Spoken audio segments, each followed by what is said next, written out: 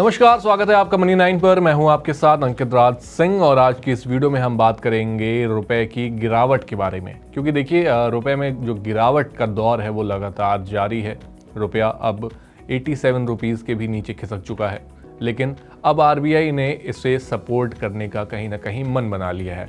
और ये मन किस तरीके से बनाया गया और ये कहाँ पर जो है नज़र आ रहा है, तो देखिए जून से लेकर के दिसंबर FY25 यानी कि फाइनेंशियल ईयर 25 का जो जून से लेकर के दिसंबर का समय था 2024 में, अगर आप फाइनेंशियल ईयर से अगर आपको समझने में दिक्कत हो रही है तो आपको बता दें कि 2024 में जो जून से लेकर के दिसंबर का महीना था, इसके बीच आरबीआई ने करीब $36 बिलियन की नेट बिक्री की है डॉलर में।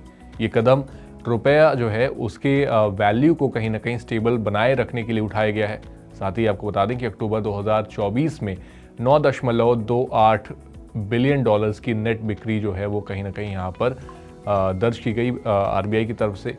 अब इसका कारण क्या है, तो देखिए एक्सचेंज रेट में उतार चढ़ाव को कंट्रोल करने के लिए कहीं ना कहीं ये कोशिश की जा रही है। देखिए जब भी हम दूसरे देश से कोई चीज़ खरीदते हैं, कुछ इंपोर्ट करते हैं, कुछ एक्सपोर्ट करते हैं, तो एक्सचेंज रेट हमें देना होता है। और ये जो ट्रेड्स हैं वो ज़्यादातर क्योंकि डॉलर डोमिनेटेड होता है और डॉलर के ही रेट पर कहीं ना कहीं वो जो है निर्भर करता है कि आपको वो चीज़ कितनी महंगी पड़ेगी, कितनी सस्ती पड़ेगी। अगर मान लीजिए डॉलर का रेट 50 रुपये अगर हो जाता है तो कोई चीज़ अगर आप बाहर से ख़रीद रहे हैं तो वो आपको 50 रुपये पर पड़ेगी। लेकिन अगर डॉलर का रेट 90 रुपये 100 रुपये हो जाता है तो कोई चीज़ जब आप खरीदेंगे तो आपको 100 रुपये देने पड़ेंगे। तो ये है पूरा मामला। एक्सचेंज रेट में जो उतार चढ़ाव है वो ज़्यादा वॉलेटाइल ना हो जाए, उसको कंट्रोल करने के लिए और जिस तरीके से डॉलर अप्रिशिएट कर रहा है उसके बदले में रुपए की जो गिरावट है उसे रोकने के लिए आरबीआई की तरफ से ये एक बड़ा कदम यहाँ पर उठाया गया।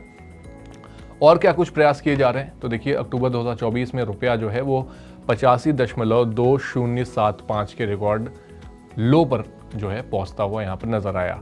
आरबीआई ने स्पॉट और फॉरवर्ड मार्केट में कहीं ना कहीं यहाँ पर हस्तक्षेप किया है। उन्होंने यहाँ पर कुछ काम करने की कोशिश की है। फॉरवर्ड सेल्स अक्टूबर के अंत तक करीब 39.18 बिलियन डॉलर तक पहुंची। इन प्रयासों का जो एक मेन जो आपके लिए उद्देश्य जो था वो रुपए की स्टेबिलिटी को कहीं ना कहीं बनाए रखने का था। लगातार रुपया अपने निचले स्तरों पर जा रहा है और इसी प्रयासों के जरिए कहीं ना कहीं रुपए को स्टेबल करने की यहाँ पर काम किया जा रहा है। साथ ही विदेशी मुद्रा भंडार में गिरावट के बावजूद आरबीआई ने अब क्यों हस्तक्षेप किया। देखिए आरबीआई के हस्तक्षेप से विदेशी मुद्रा भंडार में कमी आई है। दिसंबर 2024 तक भंडार जो था वो 5 महीने के लो पर पहुंच चुका था। बावजूद उसके आरबीआई ने रुपए की स्टेबिलिटी के लिए ये जो हस्तक्षेप है वो जारी रखा और साथ ही साथ ये कदम कहीं ना कहीं जो हमारे इकोनॉमिक और फाइनेंशियल स्टेबिलिटी है उसको भी बनाने में बहुत ही इम्पोर्टेंट काम करने वाला है। साथ ही आपको बता दें कि ग्लोबल और डोमेस्टिक चुनौतियों के बीच आरबीआई की अब रणनीति क्या हो सकती है। देखिए ग्लोबल आर्थिक जो परिस्थितियां हैं उनकी वजह से रुपए पर जो दबाव है वो फिलहाल जारी है और आगे भी बना रहने की ही उम्मीद जो है वो यहाँ पर जताई जा रही है। अमेरिकी डॉलर की मजबूती से रुपए पर काफ़ी असर पड़ रहा है। लगातार जो डॉलर में अप्रिसिएशन देखने को मिल रहा है, डॉलर जो बढ़ता चला जा रहा है, उसकी वजह से रुपए पर भी उसका असर देखने को मिल रहा है। साथ ही आरबीआई ने जो है एक्सचेंज रेट जो है उनको भी कहीं ना कहीं स्टेबल करने के लिए अब सक्रिय कदम उठाना शुरू कर दिया है।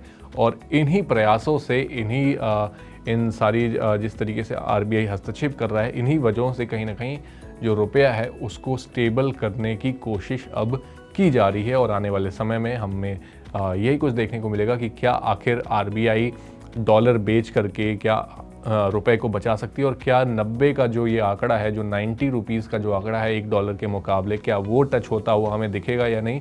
ये आखिर सोचने वाली बात है और साथ ही साथ देखने वाली भी बात यहाँ पर होगी। आपकी इस बारे में क्या राय है आप हमारे साथ कमेंट बॉक्स में शेयर कर सकते हैं। साथ ही अगर आपको ये वीडियो पसंद आई है तो उसे भी लाइक, कमेंट और शेयर करना ना भूलें और हमारे चैनल मनी 9 को सब्सक्राइब कर लें ताकि आपसे कोई भी और अपडेट मिस ना हो जाए। इस सिप से तो नींद टूटती है, लेकिन केवल जागना नहीं, आगे भी तो बढ़ना है। उसके लिए चाहिए एक और सिप। हर महीने छोटी छोटी रकम की इंस्टॉलमेंट यानी सिस्टमैटिक इन्वेस्टमेंट प्लान से शुरू कीजिए निवेश। लेकिन पैसे बढ़ाने वाली कौन सी सिप आपके लिए रहेगी अच्छी? म्यूचुअल फंड सिप से जुड़े हर सवाल का जवाब मेरी सिप मेरा सवाल। सोमवार से शुक्रवार 4 बजे मिलेंगे हम सिर्फ मनी 9 पर।